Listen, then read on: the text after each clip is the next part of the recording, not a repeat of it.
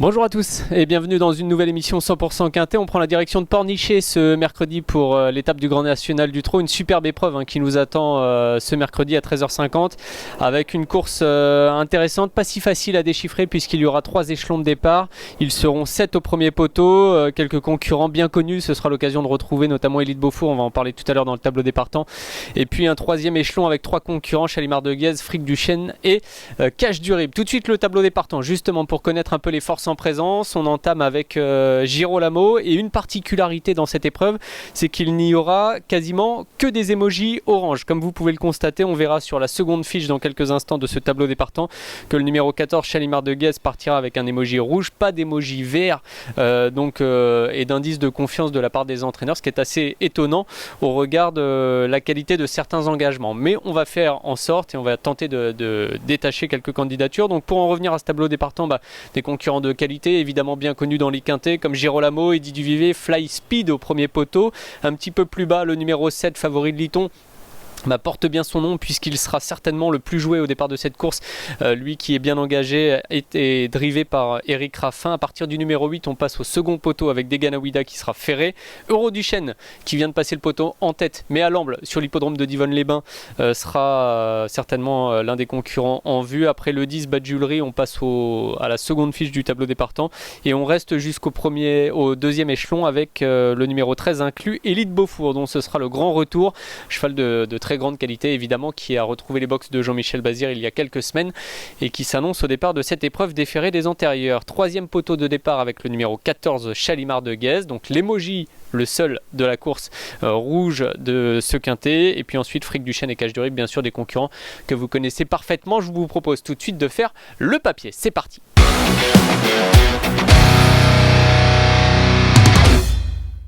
Et donc pas vraiment de surprise, j'ai un peu vendu la mèche en présentant le tableau des partants. Favori de Liton est extrêmement bien engagé au premier poteau, il fait face à un engagement visé de la part de son entourage et notamment de la part de son entraîneur Hugues Lévesque. Eric Raffin est à son sulky, c'est un cheval qui aligne les bons résultats depuis le début de la saison. Il sera plaqué devant et déféré des postérieurs, et on va voir tout de suite avec une fiche spéciale que ses stats en 2021 sont excellentes puisqu'il s'est présenté à 9 reprises pour 5 victoires, 3 places et 89% de réussite. Donc voici une base extrêmement solide a priori, en tout cas avant le coup.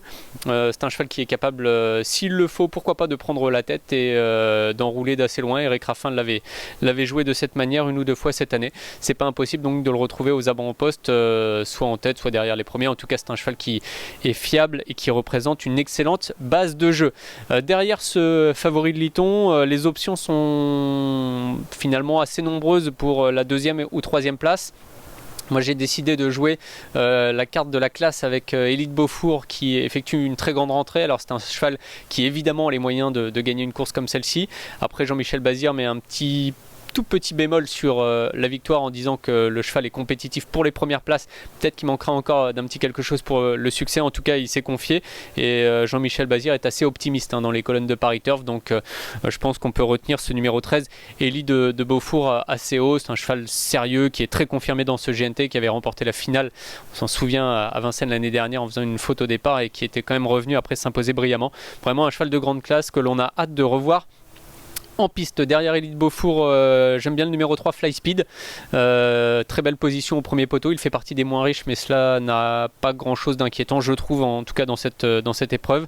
C'est un cheval qui est en grande forme, qui aligne les bons résultats cette année. Jean-Philippe Monclin le connaît parfaitement puisqu'il est entraîné sur le papier par son père Jean-Marie et qu'il le drive très très souvent.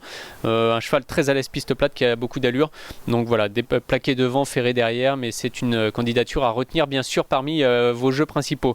Ensuite Eddy Duvivier le numéro 2, alors c'est peut-être une classe peut-être en dessous, en tout cas c'est un cheval qui est très en forme en 2021 et qui surtout s'est présenté finalement assez peu depuis le début de sa carrière. Il est âgé de 7 ans et depuis le début de sa carrière il s'est présenté à 8 reprises seulement, déféré des 4 pieds comme ce sera le cas ce mercredi.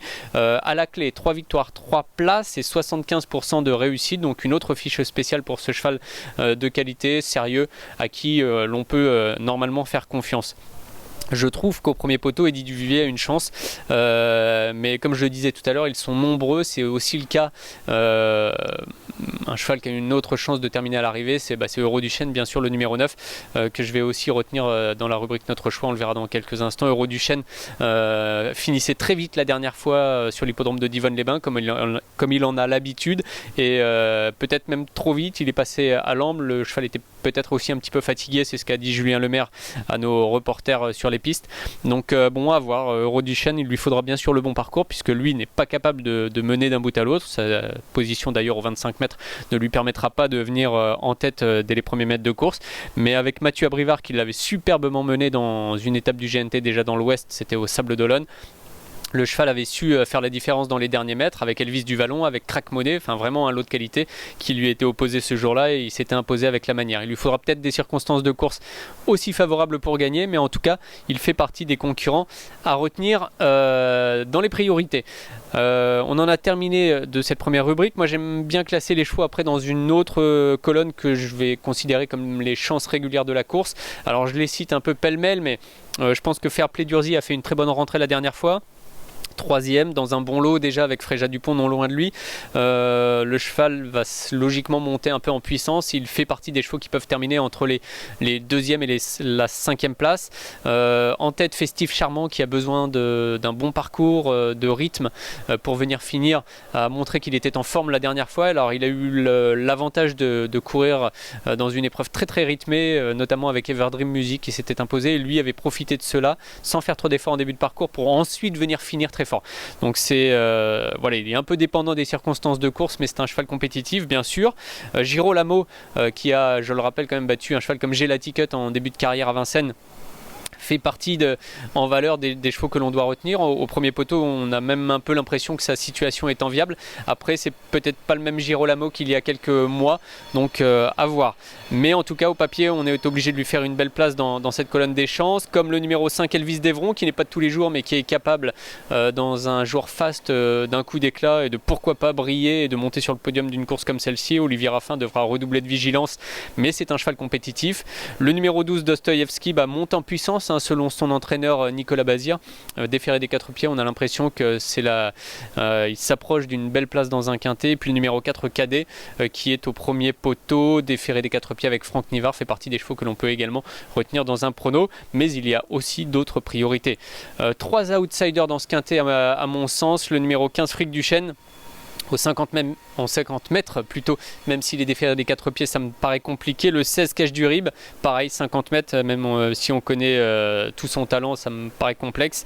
Et puis le numéro 10 Badjulri qui lui n'en rend que 25 des mètres, mais il est déféré des antérieurs et il devra du coup rendre la distance à des chevaux comme Favori de Liton, ce qui paraît assez improbable avant le coup. Et puis 3 impasses, alors là je vais complètement les écarter. Ceci, le 8 des Ganawida, ferré au 25 mètres, même s'il a très bien couru à Saint-Malo. Le 10 Badjulri. Et puis le numéro 14 de Chalimard de Guèze, on en parlait tout à l'heure, mais c'est le fameux emoji rouge de cette épreuve. On en a terminé avec la rubrique du papier. Je vous propose tout de suite de passer au Notre Choix.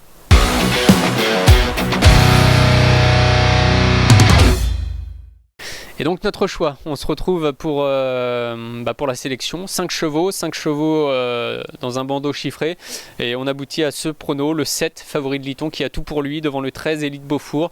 J'aime bien Fly Speed le 3 et le 2 Eddie Duvivier. Puis pour conclure, il a fallu faire un choix entre Euroduchesne, entre Fairplay d'Urzy notamment. J'ai finalement penché vers Euroduchesne, mais ça s'est joué à pas grand chose. En fait, j'en aime vraiment beaucoup 6, mais j'ai dû faire un choix pour en garder uniquement 5. Donc 7, 13, 3, 2 et 9 pour le prono de ce GNT.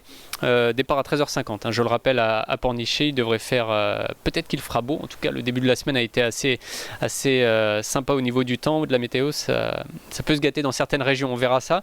Et puis le conseil de jeu, alors un conseil de jeu dans l'épreuve quasiment aussitôt le quintet, dans l'épreuve suivante, c'est le 206 Flamme Nonantaise. Alors une jument qui a remarquablement couru cette année en étant déférée des 4 pieds, et souvent dans la catégorie des amateurs. C'est dans cette propre catégorie qu'elle va se présenter ce mercredi. 5 courses déférées des 4 en 2021 pour cette jument, 3 victoires, de place, 100% de réussite. On ne peut vraiment rien lui reprocher. On aurait presque pu lui faire une fiche spéciale.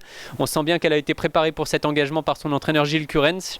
Et il faudra être fort à mon avis pour la battre, même si elle rencontre des chevaux avec qui elle a bataillé un peu cette année, comme notamment Feria du Jouan, qui elle aussi est très bien placée. J'espère que vous avez pris plaisir à suivre cette émission 100% Quintet. Je vous propose de se retrouver assez rapidement finalement. Et je vous souhaite surtout bon jeu à tous. Salut!